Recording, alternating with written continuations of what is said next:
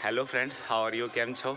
तो अब हम एक क्यूएनए सेशन अटेंड कर रहे हैं जो जल तरंग सोसाइटी, जल तरंग इन द सेंस आप कह सकते हैं जल की तरंग, माँ गंगा का जो कहते हैं ना तरंग, तो सारी जीवन की खुशियाँ और सार उसमें ही छुपा हुआ है। माँ गंगा ही भीष्म पितामह की माँ थी और पूरे विश्व में आप जानते हैं उनका क्रेज तो करके जो है। तो वैसे ही दिव्य पुरुष थे वो, जैसे कि हमारे मोदी जी आज दिव्य पुरुष हैं, वो भी एक तरह से आप कह सकते हैं कि मीन्स उसी तरह का है। तो काफ़ी अच्छा है और बच्चों का हमारे सामने एक अद्भुत अनमोल और प्यारा कहते हैं ना सितारे जमी पे। तो हकीकत में ये सितारे नहीं है, सितारे तो कहते हैं फ्यूचर के लिटिल स्टार है और ये सुपर स्टार भी है।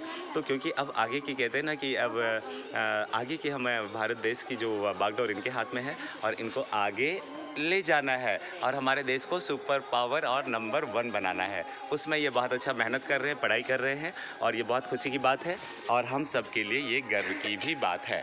ये बहुत अच्छी बात है। तो हम लोग इनके साथ में क्वेश्चन सेशन अटेंड करते हैं और देखिए ये लोग स्पोर्ट्स में भी, ये मुझे अच्छा लगा साइकिलिंग का, कि इवनिंग के टाइम में ये साइकिलिंग कर रहे हैं, इससे अच्छा स्पोर्ट्स और कुछ हो ही नहीं सकता। तो सभी जो है सभी बच्चे आ चुके हैं और देखिए और भी बड़े बच्चे भी हैं और ये सोसाइटी में बहुत डिसिप्लिन है। और यहाँ पे सबसे अच्छा है कि पहले का ग्राउंड में बहुत पहले स्पेस मिलता था।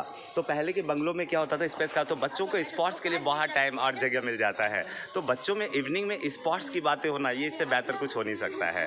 तो अच्छी फूडिंग, माँ के हाथ का खाना खाना और अच्छी खुली हवा में सांस लेना और उसके बाद फिर उनको स्पोर्ट्स के प्रति पढ़ना और तभी उनका एजुकेशन पावर भी अच्छा होगा। क्योंकि जब बच्चे स्पोर्ट्स में यहाँ पर आएंगे और स्पोर्ट्स में जब ये खेलेंगे तो कहते हैं ना खेलेगा इंडिया तो बढ़ेगा भारत। तो ये चीज़ें काफ़ी अच्छा है और बच्चों का तो बहुत बेहतर है। तो चलिए आपका जो है, चलिए पहले क्वेश्चन अटेंड कर लेते हैं फिर नाम हम ये कर लेंगे। पहला क्वेश्चन बताइए, कौन पूछ रहे हैं? पहला क्वेश्चन सेशन बताइए। किसको पूछना है बोलो, कैसे पूछो, कुछ भी पूछो। हाँ, तो फर्स्ट क्वेश्चन बताइए। मैं ऐसा कहना चाहती कि अगर हमें एयर होस्टेस बनना है तो फिर हमें उसके लिए क्या करना पड़ेगा? ओह माय गॉड, चलिए बहुत अच्छा।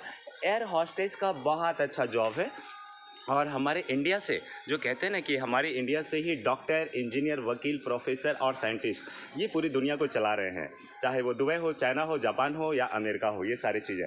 और एयर हॉस्टेस गर्ल्स के लिए बहुत अच्छा प्रोफेशन होता है और उनका वहाँ बहुत अच्छे फ्यूचर होते हैं। जैसा कि मैं प्लेन में जाता हूँ और मैं देखता हूँ तो बहुत चैलेंजेबल लाइफ होता है, बहुत सॉफ्ट लाइफ होता है कि प्लेन में उनका जो है लोग आते हैं, आपको सभी का सेवा और उनको अटेंड करने का मौका मिलता है कि सभी लोगों में एक सेवा भावना से वो वर्क करते हैं।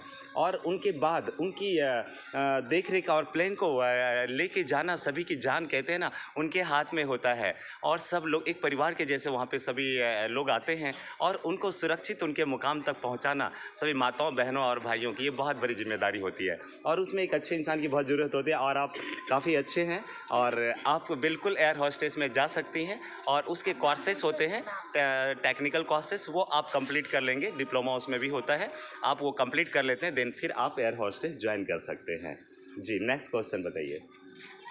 अगर हम साइंटिस्ट बनेंगे तो उसके लिए हमें क्या करना चाहिए? हाँ, ये क्वेश्चन पहली बार हमारे पास आया क्योंकि ये मेरा फेवरेट है। तो ये क्वेश्चन पहली बार इन्होंने किया क्योंकि ये सभी बहुत सारे बच्चों को इन चीज़ों के बारे में पता ही नहीं है कि साइंटिस्ट बनने के लिए हमें करना क्या है। जबकि साइंटिस्ट बनना बहुत आसान है, लोगों को लगता है सबसे टफ और वर्ल्ड का सबसे जो है ना मुश्किल भरा काम साइंटिस्ट